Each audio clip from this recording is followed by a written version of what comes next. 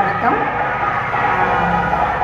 நிறைய விஷயங்கள் பார்த்துக்கிட்டு இருக்கோம். அக்குபஞ்சர் சம்மந்தப்பட்ட விஷயங்கள் இல்லாமல் இந்த இலக்கியங்களில் நம்ம புராணங்களில் அக்குபஞ்சர் எப்படி அக்குபஞ்சர் மருத்துவத்தோட தத்துவமும் நம்ம சங்ககால புராணங்களும் நம்ம முன்னோர்கள் நம்மளை வழிநடத்துகிற விஷயங்களும் நமக்கு சொன்ன ஒவ்வொரு கதைகளும் ஒவ்வொரு வழிபாட்டு முறைகளும் புராணங்களும் இதிகாசங்களும் சங்க இலக்கியங்களும் எல்லாமே அக்குபஞ்சர் மருத்துவத்தோட தத்துவத்தோட எப்படி கோர்த்துருக்கு, எப்படி சரியாக இருக்குது, சரிநிகராக இருக்குது. அப்போ எல்லாமே ஆதி காலத்தில் தொடங்கின எல்லா விஷயங்களுமே அக்குபஞ்சர் மருத்துவத்தோட அக்குபஞ்சர் மருத்துவத்தோட தத்துவத்தை முன்மொழிகிறாங்க.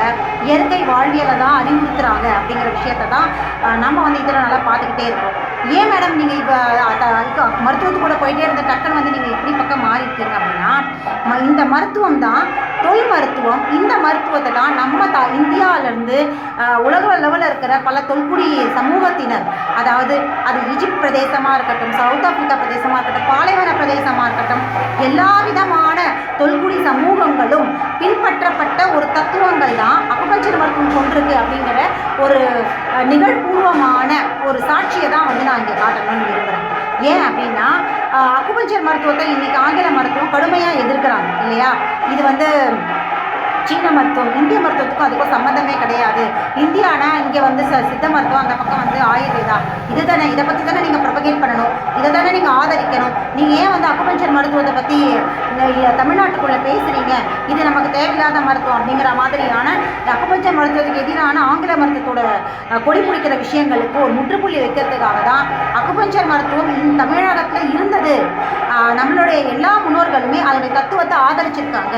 பிற்காலத்தில் அதோடைய பேர் அக்குபஞ்சர் அப்படிங்கிற சீன மொழியை பயன்படுத்தினாங்களே ஒழிய, ஆனால் அதோடைய தத்துவங்கள் எல்லாமே தமிழகத்தில் இருக்கிற சங்க இலக்கியங்களில் இருக்குது. ஆக சீனாவுக்கு முன்னாடியே சீனாவில் அறிமுகம் ஆகிறதுக்கு முன்னாடியே தமிழகத்தில் அக்குபஞ்சர் மருத்துவம் இருந்திருக்கு, வாழ்ந்திருக்கு. நம்ம முன்னோர்கள் அதை பின்பற்றிருக்காங்க. அதில் தத்துவங்கள் எல்லாத்தையுமே தங்களுடைய வாழ்வாதாரமாக பின்பற்றிருக்காங்க அப்படிங்கிற உண்மையை தான் தெரிஞ்சுக்கணும் அப்படிங்கிறதுக்காக தான் இது சொல்லுவோம். சீனாவில் இந்த மருத்துவம் பிரபலமாக இருக்குது. எப்போ அந்த 8000 வருடங்கள் அப்படின்னு சொல்கிறாங்க. ஆனால் அதற்கும் முன்னாடி வாழ்ந்த தொல்குடி சமூகத்தினர் உலக அளவில், இந்தியா தமிழகம் மட்டும் இல்லாத உலக அளவிலையும் கூட இந்த மருத்துவத்தோட தத்துவம், இயற்கை வாழ்வியல் முறைகள், இந்த மருத்துவம் சொல்கிற பஞ்சபூதங்கள் பறைசாற்ற ஒவ்வொரு விஷயங்களும் உலக அளவில் இருக்கிற பல தொல்குடியினர் பின்பற்றிருக்காங்க அப்படிங்கிறதுக்கான சாட்சி தான் இருக்கும். இப்போது இந்த குறிஞ்சி, முல்லை, மருதம், நெய்தல், பாலை இதை பற்றி நம்ம பார்த்தோம் இல்லையா. இதையும் பார்த்தோம்.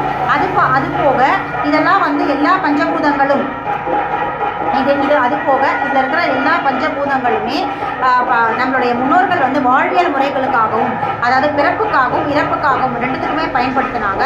அது போக ஒவ்வொரு நிலத்திலையுமே கரு உரு அப்படிங்கிற தத்துவம் இருக்குது. அந்த பஞ்சபூதங்கள், அதாவது அவதாரங்களாக எடுத்த பஞ்சபூதங்கள், ஆதி மைய கருவான பஞ்சபூதங்கள் உரைநிலையில் மறைநிலையில் இருக்கிற பஞ்சபூதத்திலிருந்து சில பஞ்சபூதங்கள் வெளிப்பட்டது இல்லையா. அது எல்லாமே தங்களுடைய முயற்சினாலையும் தங்களுடைய விருப்பத்தினாலையும் ஒவ்வொரு பகுதியாக மாறி இருக்கு. அதோடைய செயல்முறைகள் எத்தனை ஆழமாக இருக்கோ, அதோடைய விருப்பங்கள்லேருந்து வெளிப்படுற விஷயங்கள் எவ்வளோ ஆழமாக இருக்கோ அதை ஒத்து தான் ஒவ்வொரு நிலப்பகுதியும் உருவாயிருக்கு. இது குறிஞ்சியாக இருக்கட்டும், நெல்லையாக இருக்கட்டும், மருதமாக இருக்கட்டும், பாலையாக இருக்கட்டும், எல்லா விதமான ஐந்திணைகளுமே இப்படியான ஒரு முயற்சியில் இருந்தால் உருவாச்சு.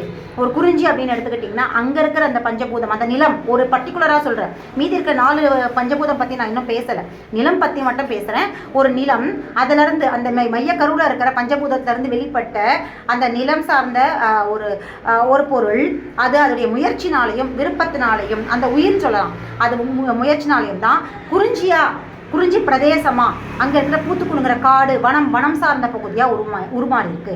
பாலை அப்படிங்கிற அந்த இடத்துல இருந்த ஒரு உயிர் தான் அதோடைய முயற்சினாலையும் அதோடைய விருப்பத்தினாலையும் தான், செயல்பாடுகள்னாலையும் மணல் பிரதேசங்களாக உருவாயிருக்கு.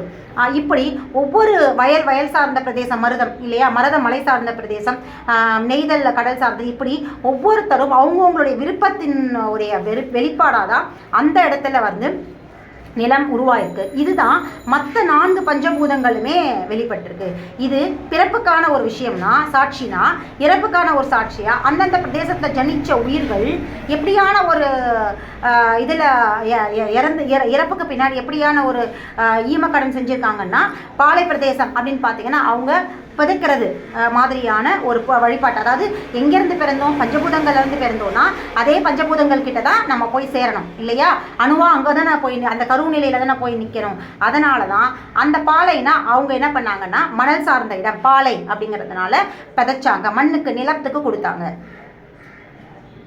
அதே மாதிரி இன்னும் நிறைய இடங்கள் பாருங்கள், வயல் சார்ந்த இடங்களும் வந்து நிலப்பகுதி சார்ந்தது தான். அதனால் அங்கே இருக்கிறவங்களும் பார்த்தீங்கன்னா, கிராமத்தில் இருக்கிறவங்களாம் பதைச்சிருக்காங்க. இருக்கிறவங்க அப்படின்னு பார்த்தீங்கன்னா அந்த பஞ்சபூதத்தை, அதாவது நெருப்புங்கிற பஞ்சபூதத்தை மையமாக கொண்ட நிலப்பகுதியிலிருந்து தான் எரிக்கிறது அப்படிங்கிறது ஒன்று வந்தது. நீரை மையமாக கொண்ட பஞ்சபூதம் கடல் பகுதியில் இருக்கிறவங்க தான் அந்த பிணத்தை வந்து அவங்க இறந்ததுக்கப்புறம் அந்த சவத்தை எங்கே போடுவாங்கன்னா கடலில் போட்டுருவாங்க. அதே மாதிரி வானத்தை ஆகாயத்தை மையமாக கொண்ட நிலப்பகுதியில் இருக்கிறவங்க தான் ஆகாயத்தில் வர்றது அங்கேருந்து வர்றதுக்காக அந்த கிணத்து மேலே, நான் அன்றைக்கி நேற்று இருந்த காணொலியில் முதானத்து இருந்த காணொலியில் சொன்னேன் இல்லையா, கிணத்து மேலே படுக்க போட்டாங்கன்னா அங்கேருந்த கழுகெல்லாம் வந்து அதை கொத்தி கொண்டு போயிடும், அதை கொண்டு போய் அங்கே சேர்த்துடும். இப்படி ஒவ்வொரு பஞ்சபூதங்களை அடிப்படையாக கொண்ட நிலப்பகுதியில் தான் அங்கேருந்து இருக்கிற பிறப்புகள் அதை ஒத்துதான் பிறந்தது. அங்கே நடந்த இறப்புக்கு பின்னாடியான திரும்பவும் மறுசுழற்சிக்கு முதல் கருநிலைக்கு போகிறதுக்கான ஒரு என்ன சொல்கிறது, பிதைக்கிறது எரிக்கிறது மாதிரியான அந்த பிறந்த இடத்த திருப்பி அதே இடத்துக்கு கொடுக்கறது மாதிரியான ஈமசடங்கும் அதே நிலம் சார்ந்ததோ நீர் சார்ந்த அந்த விஷயத்தோட அடிப்படையில் தான் இருந்திருக்கு. அப்படி பஞ்சபூதங்கள் அப்படிங்கிறது எப்படி இருந்திருக்குன்னா, ஒவ்வொருத்தருடைய முயற்சினால தான் அந்தந்த பகுதிகள் உருவாச்சு. இப்படித்தான் பிரபஞ்சம், எப்படி ஆய்வாளர்கள் சொன்னாங்க இல்லையா, பிரபஞ்சம் வந்து உடைஞ்சி திருப்பி மறு கட்டமைப்பு வந்தது, இப்படித்தான் மறுகட்டமைப்பு வந்தது. ஒவ்வொரு உயிர்களுடைய முயற்சிகள்னால தான் அந்தந்த பகுதி உருவாகி ஒரு உலகமாக இன்றைக்கு நம்ம பார்த்துட்டு இருக்கோம். அங்கே கிடைக்கிற உணவாக இருக்கட்டும், அங்கே கிடைக்கிற நீராக இருக்கட்டும், அந்த பகுதியுடைய பிரதேசத்துக்கு ஒத்த பிற பஞ்சபூதங்கள் உருவாயிருக்கு.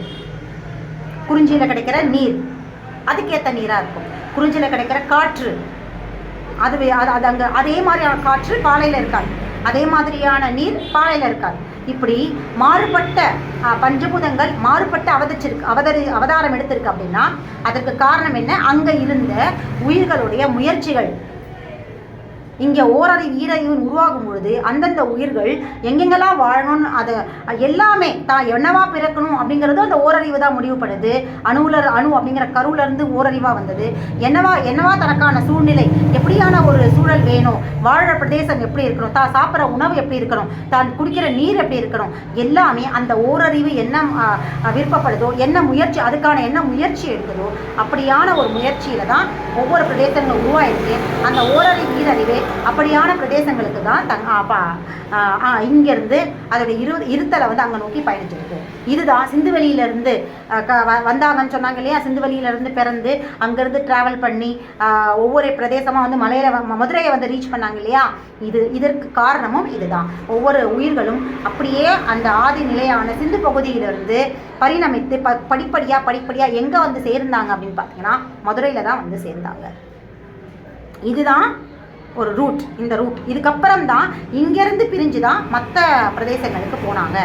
அந்த பக்கமாக இருக்கட்டும், அது இமயமலை பகுதியாக இருக்கட்டும், இந்த பக்கம் தென்பகுதி கன்னியாகுமரி பகுதியாக இருக்கட்டும், எல்லா பகுதிக்கும் போனோம். இதை தான் 4 திசை அப்படின்னு சொன்னாங்க. 4 திசைகள் இதிலிருந்து தான் வந்தது. ஆதி திசை எங்கே ஆரம்பிக்குதுன்னு பார்த்தீங்கன்னா சிந்து பகுதியிலேருந்து ஆரம்பித்து மதுரையில் முடிஞ்சு அங்கேருந்து பிரிஞ்சு இந்த பக்கமும் அந்த பக்கமும் வந்திருக்கு. தொடர்ந்து நம்ம அடுத்த காணொளியிலே பார்க்கலாம்.